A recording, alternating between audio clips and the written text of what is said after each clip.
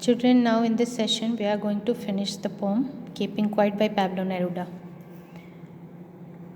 Let us read the poem. What I want should not be confused with total inactivity. Life is what it is about.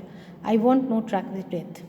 Here, in the above mentioned line, the poet does not want his desire for inactivity to be misunderstood as a state of inactivity, lethargy and idleness.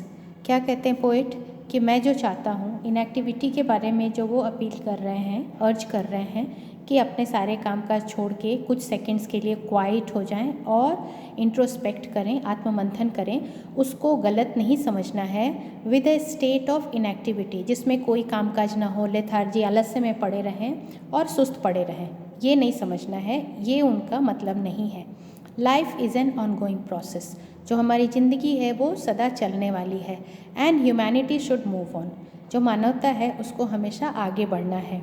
He wants every one two live a complete life, वो हर को चाहते हैं कि अपनी संपूर्ण ज़िंदगी जिए, ऐसी ज़िंदगी which is full of peace, construction and contentment, जो कि शांति से भरी हुई हो और कंटेंटमेंट हो, जिसमें आत्मसंतुष्टि हो, और विच इज़ प्रोडक्टिव, कंस्ट्रक्टिव, जिसमें कुछ ऐसा काम हो जो कि अपने लिए और अपनी कंट्री के लिए, अपनी सोसाइटी के लिए बेनिफिशियल हो।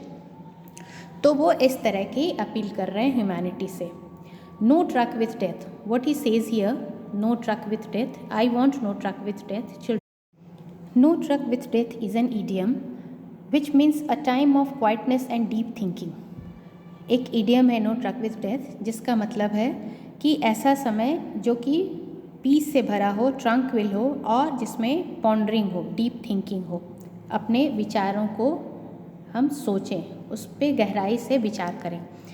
Here the poet wants everyone to take a break from hectic schedule and introspect for a while to improve the quality of life and make it significant.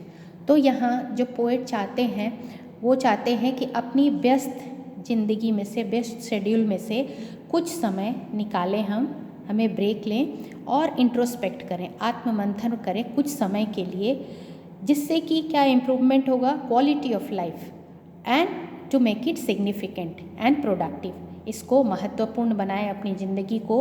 और वो कैसे होगा, जब हम कुछ समय शांति के निकालें अपने हेक्टिक लाइफ में से कुछ पल।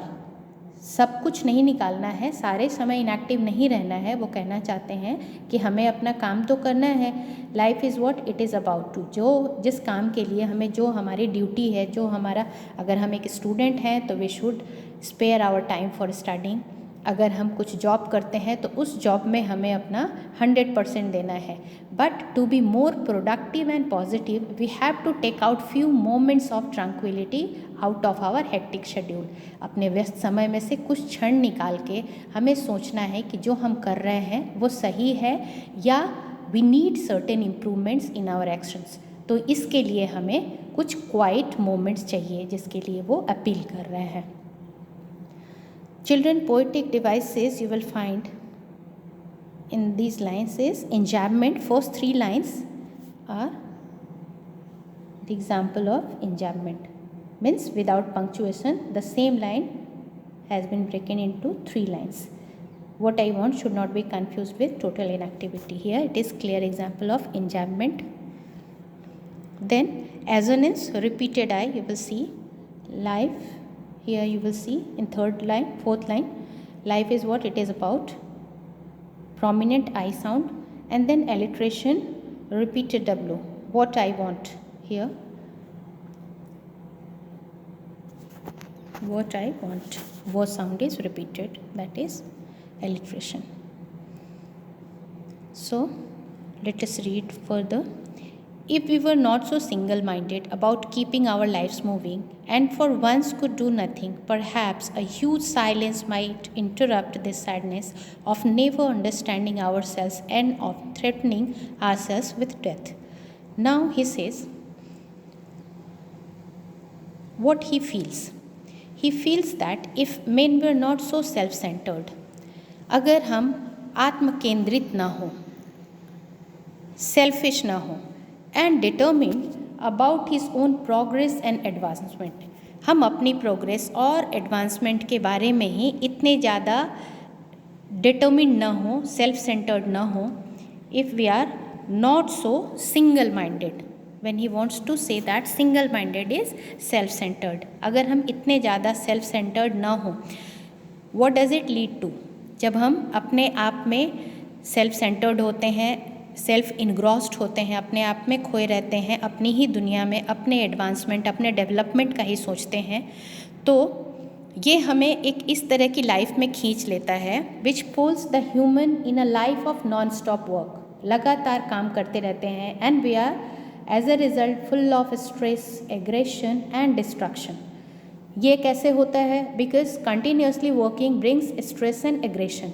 when we are not able to fulfill our objective, when we are not able to achieve our goal, then aggression arises. फिर हमारे अंदर आक्रामकता आती है and we just start doing destructive activity. तब अग्रेशन जो होता है ultimately it leads to destruction. हम किसी न किसी ऐसे काम में लगते हैं जिससे किसी का या हमारा खुद का बुरा होता है. It has become so much a part of us. ये इतना ज़्यादा हमारी ज़िंदगी का हिस्सा बन चुका है that we do not even visualise. हम इसको समझ नहीं पाते, देख नहीं पाते द प्रोज एंड कॉन्स, अच्छाइयाँ और बुराइयाँ ऑफ दिस रेकलेस एक्शन. जो ये रेकलेस एक्शन है, बिना सोचे समझे लापरवाही के साथ हमारी ज़िंदगी चलती जा रही है. हम आगे बढ़ते जा रहे हैं, अपने ऑब्जेक्टिव्स को अचीव करते जा रहे हैं और बिना ये सोचे समझे कि उसका हमारी लाइफ पे और हमारे दुनिया पे क्या प्रभाव पड़ेगा. The ensuing silence would interrupt sadness. अगर हम ऐसा ना करें तो which all human beings experience. Ensuing means जो हमारा आगे आने वाला है, ensuing means resultant. As a result जो साइलेंस चारों तरफ से परिणामी, एज अ रिजल्ट जो साइलेंस हमें मिलेगा वो इंटरप्ट करेगा सैडनेस को. Which all human beings experience. जो सैडनेस इस तरह की तकलीफ़ होती है जिसको सारे ह्यूमन बींग एक्सपीरियंस करते हैं. अब इसको एक बार फिर से देखिए इन लाइन्स को. Just see here. He feels that men were not self-centered and determined about his own progress and advancement. If men were not so self-centered, अगर आदमी इतना ज़्यादा आत्मकेंद्रित न हो और अपनी प्रोग्रेस के बारे में ही न सोचे, अपनी डेवलपमेंट के बारे में ही न सोचे, मतलब वो दूसरों के बारे में भी सोचे. He should be considerate about other human beings and their wellbeing also. तो ये this portion is in bracket. ये आपके प्रोग्रेस और एडवांसमेंट, सेल्फ सेंटर्ड होने का ये रिजल्ट होता है. This paragraph discusses about that. अगर हम ये ना हो तो क्या होगा? द इंस्यूइंग साइलेंस, आगे ये ब्रैकेट के बाद है. अगर हम ये ना हो तो the ensuing silence, resultant silence, जो साइलेंस होगा वुड इंटरप्ट. जो हमारी क्वाइटनेस होगी, जो हमारी क्वाइट इंट्रोस्पेक्शन होगी, उसके कारण जो साइलेंस होगा वो इंटरप्ट करेगा सैडनेस को. जो हमारी ज़िंदगी में तकलीफ़ है, जो सारे ह्यूमन बींग एक्सपीरियंस करते हैं, उसके प्रवाह को वो तोड़ देगा. Would interrupt that sadness. वो दुख हमारी ज़िंदगी से ख़त्म हो जाएगी. How? That he clarifies further. ये सैडनेस कहाँ से आती है? That he says this sadness comes from not knowing oneself. आगे ये कहते हैं of never understanding ourselves and threatening ourselves with death. यहाँ पे ये इन लाइन्स में कह रहे हैं of never understanding ourselves, हम अपने आप को नहीं समझ पाते, and of threatening ourselves with death. तो इस लाइन में क्या कहते हैं? ये सैडनेस कहाँ से आती है, दुख काहे की है? not working oneself, not knowing oneself and always trying to achieve everything possible. हम अपने आप को नहीं जानते कि एक्चुअली हमें चाहिए क्या. for what we are born here, for what we have taken birth, for what we are sent on this earth. हमें इस धरती पे क्यों भेजा गया है, ये जाने बिना हम लगातार कोशिश करते रहते हैं to achieve everything possible at the earliest. जितनी जल्दी हो सके, जितना सारा कुछ हो सके हम इकट्ठा कर लें, एक्यूमुलेट कर लें. Out of an illogical fear of impending death. और ये डर क्या होता है, हम क्यों इतनी जल्दी सब कुछ इकट्ठा करना चाहते हैं? ये एक इलॉजिकल फियर है, तथ्यहीन डर है. हमें हमेशा एक डर सताती रहती है इम्पेंडिंग, आने वाले डेथ की। Impending means about to occur और अप्रोचिंग, जो हमारी मौत आने वाली, हम सोचते हैं कि हमारे पास समय बहुत कम है तो हम जल्दी से जल्दी सब कुछ अचीव कर लें, जो भी पॉसिबल है वो हम ले लें। And we are never ever satisfied, our greed keeps us moving on and on recklessly, बिना सोचे समझे तथ्यहीन तरीके से हम आगे बढ़ते रहते हैं। ये हम ड्रिवन होते हैं अपने ग्रीड से, अपने लालच से। तो ये हमें इस तरह की सैडनेस की लाइफ में डाल देती है, हमें दुख का कारण, हमारी दुख का कारण बनती है ये सैडनेस। ये सैडनेस किस चीज़ की है? This sadness arises out of not understanding ourselves. हम अपने आप को नहीं समझते, हमें क्या चाहिए, किस लिए आए हैं। बस हमें ये लगता है कि मैटेरियलिस्टिक गेन है, ज़्यादा से ज़्यादा अचीव कर लेने से जो वर्ल्डली एफ्लुएंसेस हैं, तो उनको हम जितना ज़्यादा, हम दुनिया में जितना ज़्यादा धन संपदा इकट्ठा कर लेंगे उतने ही ज़्यादा सुखी होंगे। और हम हमेशा डरते रहते हैं कि हमारे पास समय कम है, तो इसलिए कम समय में हमें ज़्यादा अचीव करना है। And we keep on working non stop, लगातार हम काम करते रहते हैं। तो इस कोर्स में, इस प्रोसेस में हम अपने आप को भी हार्म करते हैं, अपनी खुशी को भी हार्म करते हैं, अपनी फैमिली को हार्म करते हैं, and ultimately we destroy our life. So further we'll see rhyme scheme of this entire poem is written in free verse. And alliteration, we were not so single-minded here. You will find alliteration, we were not so single-minded. Now let us see further this last part of your poem. Perhaps the earth can teach us as when everything seems dead and later proves to be alive. Now I will count up to 12 and you will keep quiet and I will go. These are closing lines of the poem. Here, these lines bring to light a very important fact. एक बहुत ही महत्वपूर्ण तथ्य ये line में poet ने बताया है, that mere movement and rush should not be confused with life. Movement और रश को ही, जो हमारी ज़िंदगी में भाग दौड़ है और मूवमेंट है, उसको ही हमें ज़िंदगी नहीं समझनी चाहिए। अक्सर हम समझते हैं कि अगर हम चलते रह, कहते भी हैं कि चलने का नाम ज़िंदगी है, तो हम कहते हैं कि ये मूवमेंट और रश, जो भाग दौड़ है, उसको हम ज़िंदगी समझ लेते हैं। तो यहाँ पे पोएट क्लैरिफाई करते हैं अर्थ से कंपेयर करके, द अर्थ कैन टीच अस। यहाँ पे कहते हैं कि हमें धरती से सीखना है, as when everything seems dead, जब विंटर सीजन आता है, everything is quiet and covered with ice, then the earth seems as dead without life, lifeless. ऐसा लगता है कि सब कुछ भी नहीं है इस धरती पे, सब कुछ मर चुका है, क्योंकि धरती का एक लेयर कवर्ड होता है आइस से।